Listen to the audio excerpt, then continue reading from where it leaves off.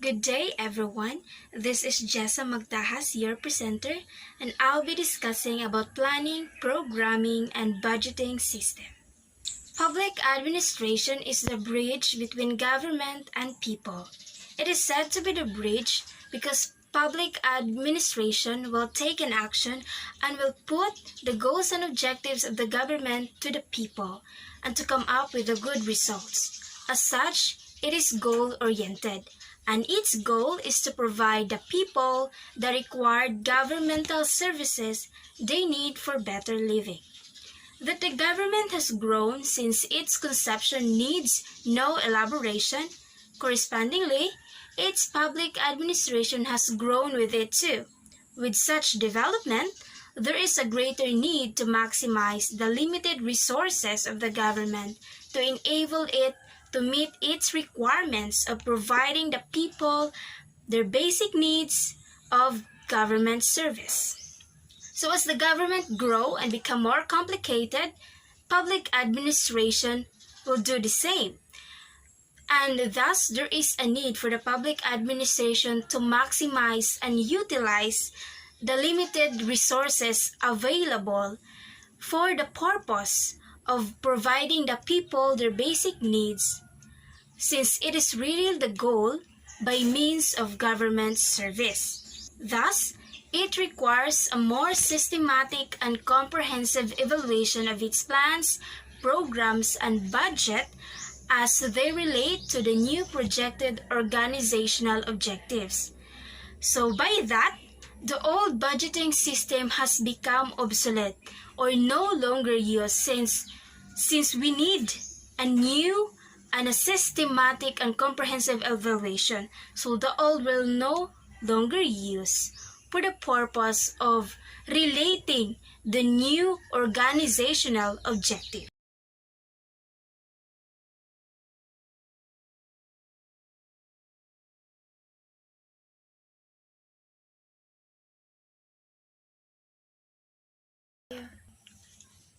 In the Philippines, the formal budgeting in the national government first began during the Commonwealth regime when the system was prescribed by Commonwealth Act No. 246 on December 17, 1936. As originally conceived, the national budget is a management device to control government expenditures and receipt. It was structured in a manner that the legal requirements of control and accountability are manifested in the line item budgetary system.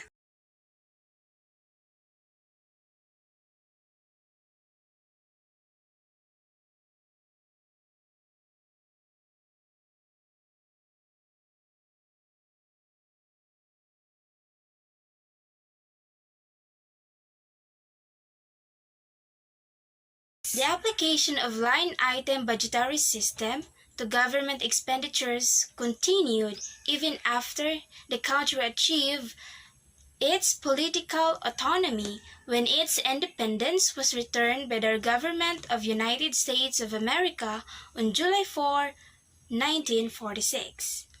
It was only on June 4, 1954 that the national government adopted performance budgeting. This was inculcated in Republic Act No. 992. However, the government has not been able to fully implement it until 1978. Like all other developing countries, the Philippines is characterized by disparities in social and economic opportunities. Besides, change in budgetary system policy should be done with minimal disruption and uncertainty. While public administration takes the lead in the task of implementing the country's new budgetary system, the law, like the other political arrangement, requires the public support. This chapter is an attempt to understand the planning, programming, budgeting system by discussing the following subject. First is the concept of planning, programming, budgeting system, followed by the advantages, the disadvantages, constraints in the implementation of the planning, programming, budgeting system, and lastly, we will talk about performance budgeting in local governments. Now, we will discover and understand the concept of planning, programming, budgeting system. The Ppbs is a fiscal innovation of the 1960s. It is an attempt to integrate budgeting with the overall planning for the government as a whole, and to make the planning, the execution, and evaluation of government policies as rational as possible.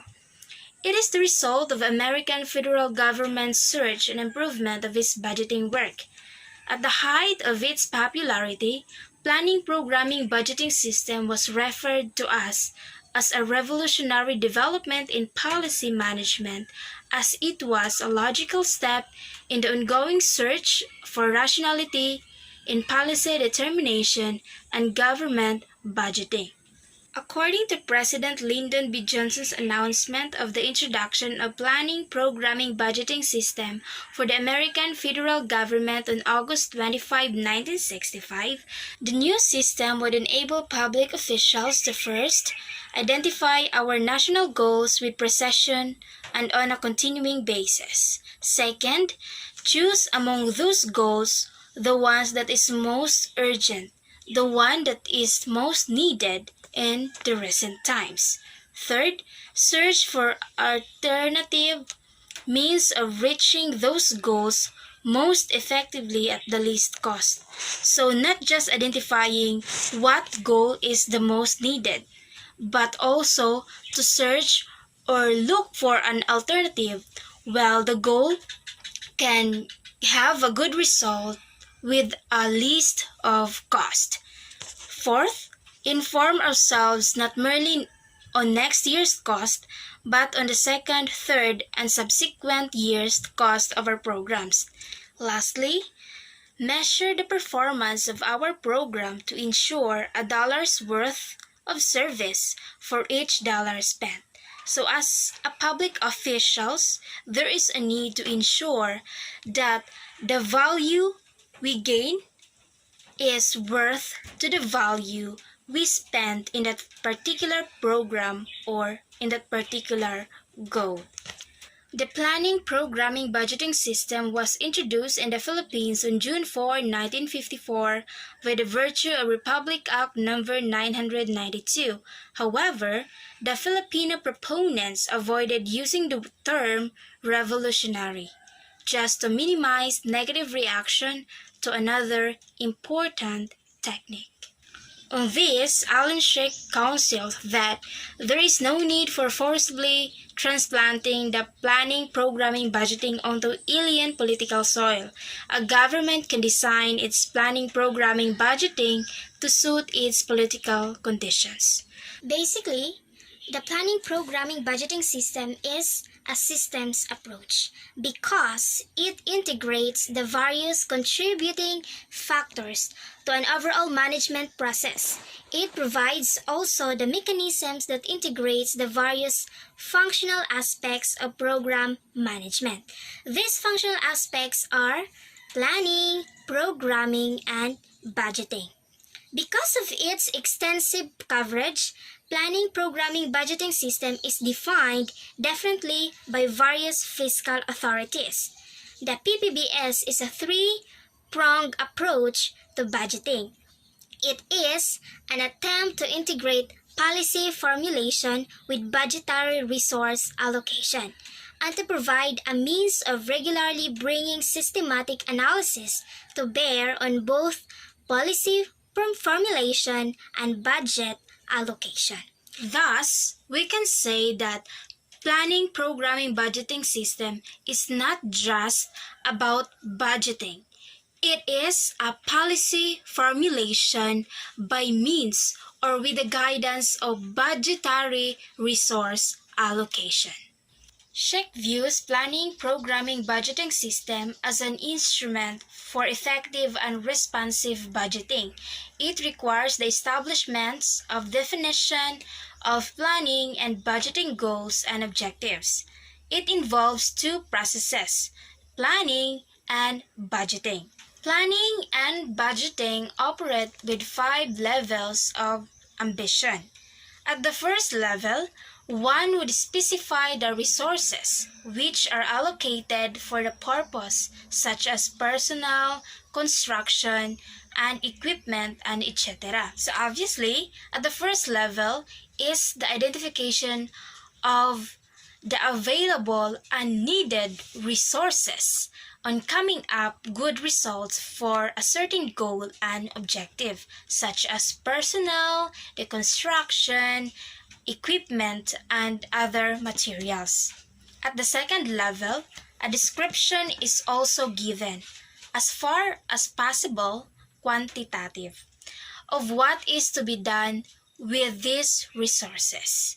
So, since at the level 1, resources is already there, is already given, and in the second level, we will identify on what is to be done with these resources. So with this level, we will think what we're gonna do with these resources. At the third level, the major tasks are defined, and work program and expenditures are related to tasks. Given the various resources, in the third level, the major task is already defined. The work program is ready as long as the expenditures needed in the program.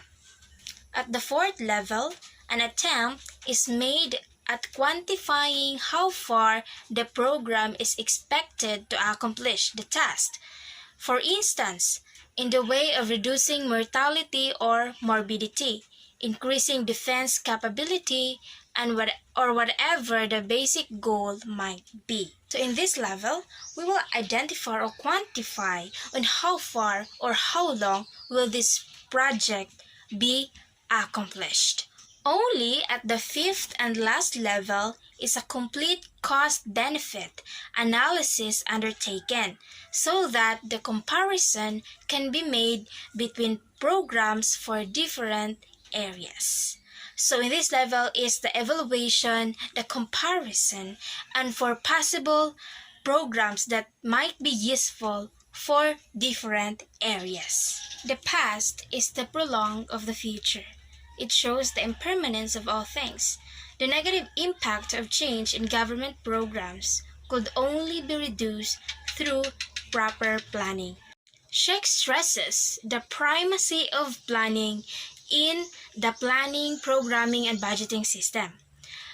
Sheikh states that planning, programming, budgeting system is predicative in the primacy of planning function, yet it strives for a multi-purpose budget system that gives adequate and necessary attention to the control and management areas.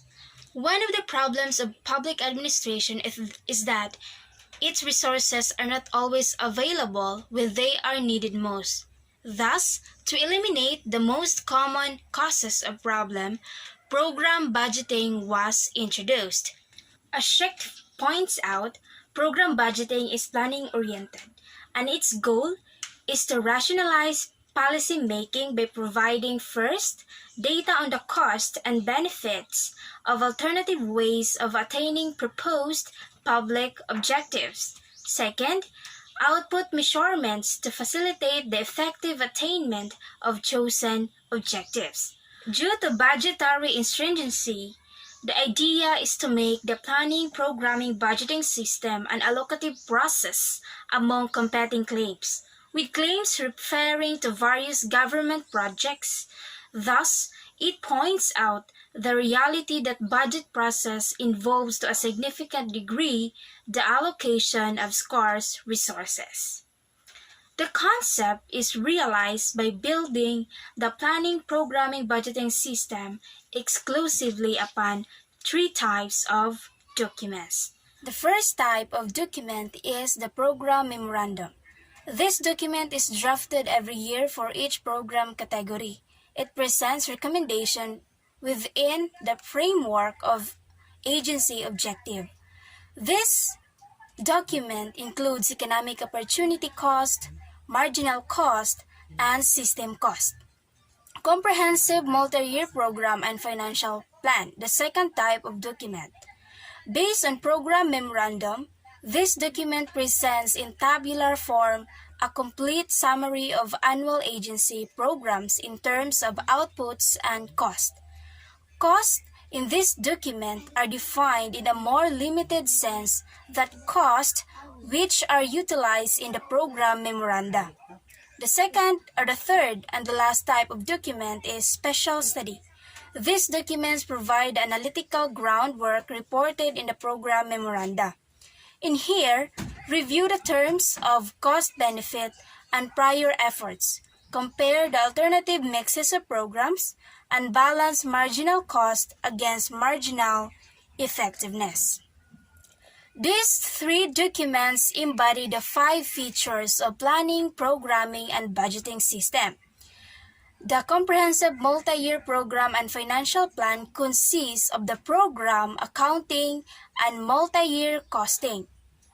The program memoranda zero-based budgeting and the special study quantitative evaluation or CAT effectiveness analysis. There are 5 formal parts of planning, programming, budgeting system, namely program structures, issue letters, program memoranda, special analytic studies, and last, program and financial plans. A planning, programming, budgeting system must have all of these 5 essential elements if it is to be identified as such. Let us first talk about program structures. The development of program structures is an attempt to provide a clearer definition of agency programs as well as the construct program objectives and to develop output indications which are used to measure program effectiveness. In any case, according to Schick, the utility of a program structure cannot be divorced from the quality of the analysis and decision it engenders. So Schick simply emphasizes that program structure should not be separated in any form of analysis and decision with regards to agency programs in order to track or trace the possible program objectives and to develop the output effectiveness. The structural aspect of planning, programming, budgeting system is concerned with the establishment of a set of categories oriented primarily toward end product or end objective activities. The program structure is an application of the systems approach. It starts with the comprehensive programs and then it develops into subsystems program categories. The program structures include 3 levels of classification. First is the program categories, second is the program subcategories, and third is the program elements. The program categories are formed by grouping together programs with closely related outputs. These program categories are further divided into program subcategories, which in turn are subdivided into detailed program elements, into a more detailed program elements. The program elements produce clearly definable output which can be measured. Each program element is an integrated activity which combines personnel, other services, equipment, and facilities. The idea of government service being public service is ancient. The philosophy requires that service of the public takes precedence over anything else. This can be done only if every public official adheres to the integrated approach of planning and budgeting. However, they do not search for or consider alternatives to the present course of action unless the present course is in the some sense of unsatisfactory. So as we can observe nowadays, public officials only look for an alternative or search for possible alternatives if only they first see or feel that the present program or the present course is in the risk of unsatisfactory and which is not really good. In the Philippines, the Secretary of Budget and Management performs the responsibility of seeing to it that the cabinet secretaries and agency heads define the major issues that should receive attention during the current planning and budgeting cycle. He does it by the issue letters. However, the program of activities of the departments and agencies are submitted to the National Economic and Development Authority. In turn, it recommends the President of the Philippines the adoption or modification of such program consistent with national policy guidelines or goals. Such programs may be adopted for a certain period of time. This action is necessary since the country's economic and social conditions keep changing. There should, therefore, be flexibility on the part of public administration in formulating the government programs. Moreover, as noted by a Filipino social scientist, the formal operative planning in the Philippines is confined to the public sector. So hence, we can say that public administration should be flexible in any changes within the government or maybe outside the government. Public administration must be ready for any possible changes because public administration is in the formal operative planning of the government. Without public administration, the government cannot function. Thus, it is the role of the public administration to maintain its effectiveness and flexibility on the threat of changes. Conclusively, the concept of planning, programming, budgeting system is all about looking for our resources. What should be done with these resources? How long will it take in making the project or the program? Or what should be the possible alternatives if the program or the project will fail? Moreover, planning, programming, budgeting system is all about drafting programs or making the structure of the programs. Must be done with special analytical and a systematic study or research and before coming up with a program and financial plans. Next to discuss is the advantages of planning, programming, budgeting system. Specifically, Harold A. Hovey defined the advantages of planning, programming, budgeting system as follows.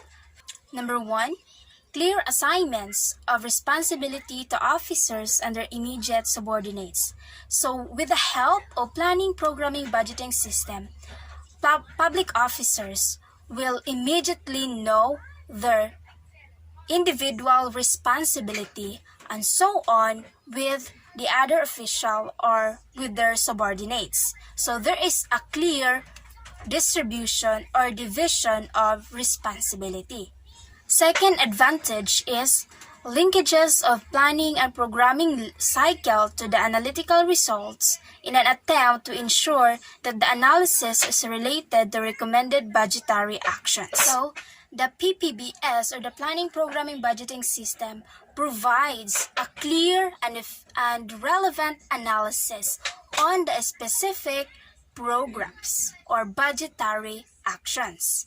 Another advantage is open and explicit analysis, which permits political debate to center on truly political issues and provide enough information to permit scientific analysis and replication of the non-political portions of analysis. Next is the ability to look beyond the budget of the particular agency for a particular year to find full system cost. This is a key element of the economic approach to government decision making. So, with the application of planning, programming, budgeting system, the government will be guided in terms of decision making about programs, what programs are effective and what programs are not. What are the costs of the particular program and how will it benefit to the public? Because the planning, programming, budgeting system will already provide the future of the program, either effective or not to the public.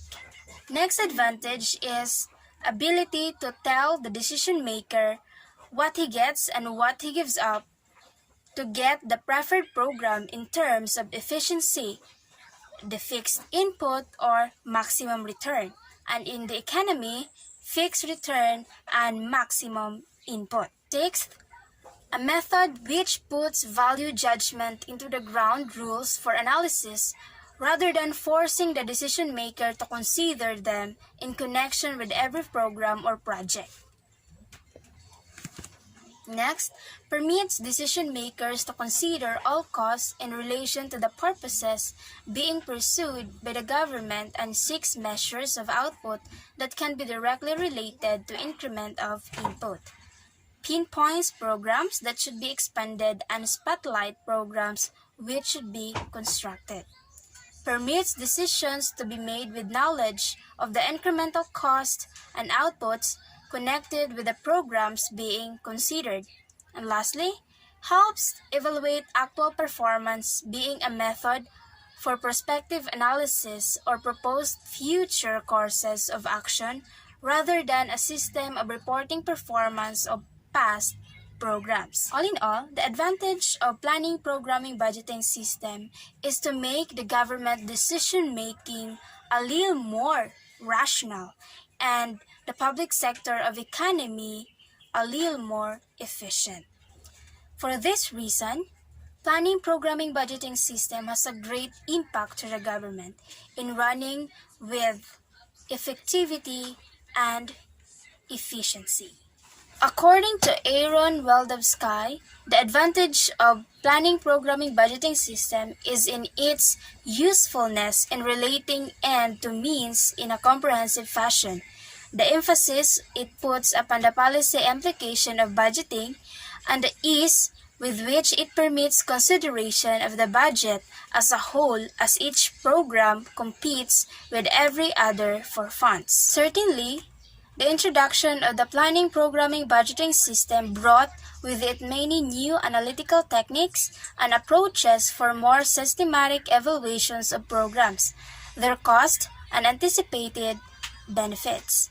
Moreover, the major components of the advantages of planning, programming, budgeting system are on the perceived effects of operation research or management science in government institutions and analysis on budgetary politics.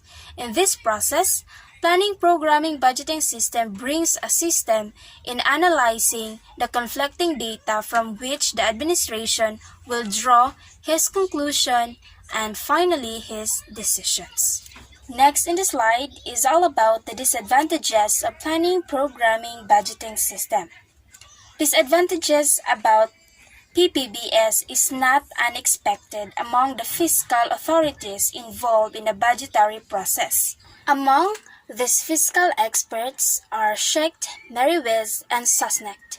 Schecht believe that the fundamental limitation in planning, programming, budgeting system is that it attempts to tie planning into the budgeting process. He believes that budgeting is too routinized and functions within too restricted a time frame for planning. Another disadvantage comes from Leonard Meriwether and Stephen Susnecht. According to them, given the tide and rapid spread of planning, programming, budgeting, one might suppose that an overwhelming case for its adoption had been made. In fact, the opposite is true. The advocates of benefit-cost analysis and other part of planning, programming, budgeting have never shown or even tried that its own benefits outweigh its own cost. The adoption of planning, programming, budgeting system in the budgeting process of the American government enabled social scientists, particularly Weldowski, to recognize its political and cognitive difficulties in implementation. These difficulties of planning, programming, budgeting system have been defined as those which generate too strong a challenge to status quo or political, and those which requires calculation no one could perform or the cognitive. In discussing political difficulties, Weldowski says, the legitimacy of the political system may be threatened by costs that involve the weakening of customary political restraints. Politicians who try to suppress oppositions, who practice election frauds, may find similar tactics being used against them. The choice of a highly controversial policy may raise the cost of civic discord. Although the people involved may not hate the political leader, the fact that they hate each other may lead to consequences contrary to his desires. Basically, the planning, programming, budgeting system is based on a rational procedure. In politics, compromise is always a rational procedure. In a non-political situation, compromise is viewed to be irrational, especially if the compromise is between the good and a bad proposal. For Wildavsky, planning, programming, budgeting system, even with the absence of the political difficulties, is not workable at all. He asserts that the introduction of planning, programming, budgeting system presents insuperable difficulties of calculation. Many may know what program budgeting should be like in general, but no one can really determine what it should be in a particular case. From Wildavsky's viewpoint, the pattern of calculation difficulties originating from the lack of analytic studies for most parts of the agency's operations merely leads to files of meaningless data under vague categories. In fact, he considers the program structures either harmful or useful.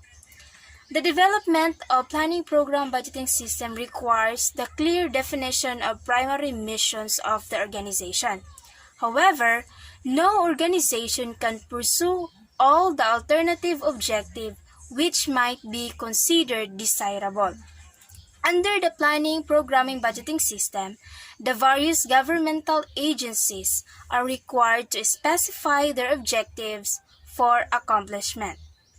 According to Wildavsky again, even if the agency head does understand a data reduction summarization of the program budget, he still cannot use the structure to make decisions because it is too hard to adjust the elaborate apparatus. Although the system dredges up information under numerous headings, it says next to nothing about the impact of one program to another. There are data but no casual analysis. Hence, the agency head is at once oversupplied with masses of numbers and underapplied with proposition about the impact of any action he might undertake. He cannot tell because no one knows what the marginal change he is considering would mean for the rest of his operation. Next to discuss is all about the constraints in the implementation of planning, programming, budgeting system.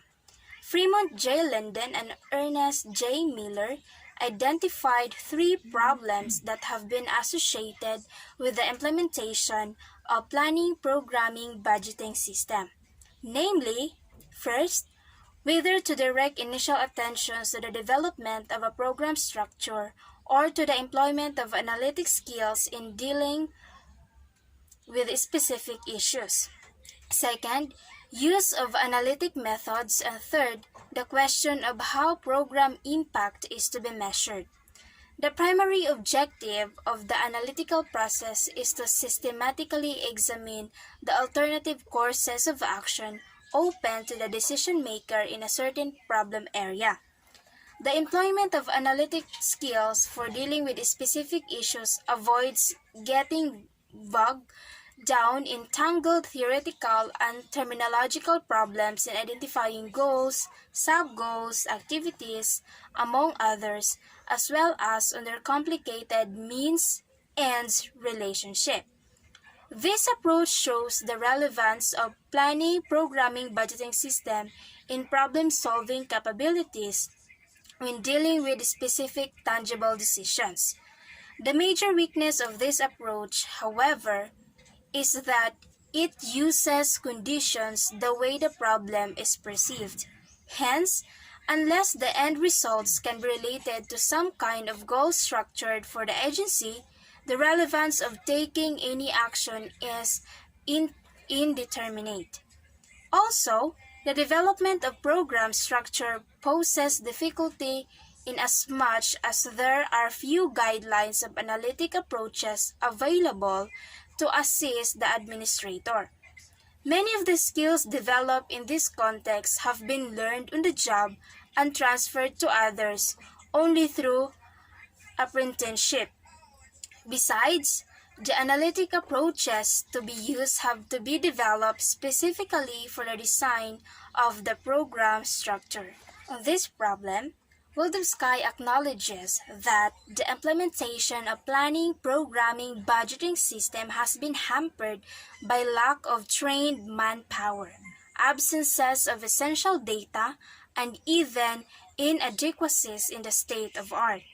The problem of the use of analytical method lies not only on the values set by each method, but also of the values of people responsible for its application. While people responsible on implementation of planning, programming, budgeting system use scientific techniques in their analysis, their decisions will be greatly influenced by their perception of the problem. Planning, programming, budgeting system attempts to overcome these limitations by using economics and systems analysis. Yet, this method selected to consider the problem has, for the most part, been justified on pragmatic grounds. The proponents of planning, programming, budgeting system admitted that their methods consider only those aspects of issue implications that are amendable for systematic analysis. The end result is not intended to make a decision for a decision maker, but merely to provide him with a better understanding of some of the aspects of the situation. The decision maker is still required to evaluate the importance of the analytic inputs against information he will get in other dimensions of the situation from other sources to arrive at a decision. Moreover, it should be pointed out that the success of the planning, programming, budgeting system depends primarily on the sustained effort to implement. Certainly, every organization has its own particular requirements. These requirements keep changing, that the organization needs a bureaucratic structure that can be adapted to meet these constant changes. Performance budgeting in local governments.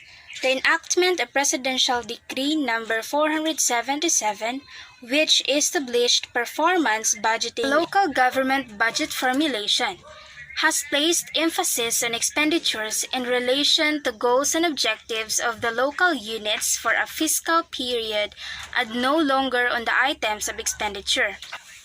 As such, for greater flexibility, local revenues are maintained in only two funds, the General Fund and the Infrastructure Fund. The General Fund consists of all monies not otherwise accruing to any other fund, including infrastructure, trust, and special education funds. Special accounts are required to be maintained in this General Fund.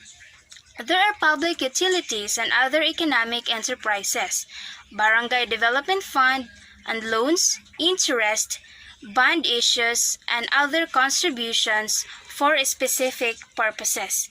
However, transfers of resources from the general fund to other funds may be made by proper appropriations. There are other statutes that affect resource allocation. They contain provisions which stipulate the appropriations or limitations to be allocated for particular purposes. Presidential Decree No. 632 requires a contribution from cities and municipalities of 18% of their annual regular income accruing to the general fund as contribution to the national government for the integrated police forces. Second, municipalities are required to remit funds to their mother provinces as contributions to the agricultural, health, and hospital fund. Just like, for example, the municipality of Buug is required to remit funds to the province of Zamboanga Sibugay as a mother province for the purpose of agricultural, health, and hospital funds. Pero hindi lang umiikot yung remitting of funds sa municipalities papunta sa mother provinces. Just like in our case, our province, the province of Zamboanga Sibugay, remitted funds to the province of Zamboanga del Sur for the purpose of hospital funds. For that, any patient from Zamboanga Sibugay can easily access or go to the specific hospital where the province of Zamboanga Sibugay remitted a fund. Third, Presidential Decree number 465 limits the expenditures of local units for salaries to only 45% or 55% depending on the income realized from regular sources in the preceding fiscal year or current fiscal year, whichever is lower. Performance budgeting became operational on July 1, 1975. Its effect, based on empirical data, cannot as yet be evaluated, but it is expected, together with other innovations such as capital improvement planning, improved revenue estimation, to serve local planners in formulating and implementing development plans. Over a period of 5 years, the pattern of expenditure of local government has not changed. The aforementioned statutory requirements on their finances is certainly a factor that contribute to this pattern, while indeed they are turned to now for a more active role in achieving the country's development goals. Their expenditures on development projects are usually accounted for in social improvement and economic development expenditures, which have remained stable in the vicinity of 32% of total expenditures. This, despite the fact that the allotment laws, Presidential Decree number 144 and 436, directs that no less than 20% of their allotment share and requires the specific tax allotment to be spent only for development projects. These statutory requirements notwithstanding, local revenues on the whole are inadequate and do not leave enough to put into development projects. Lacking in resources, one would expect the local unit will manage and utilize their funds optimally. That would be all for this chapter. Thank you.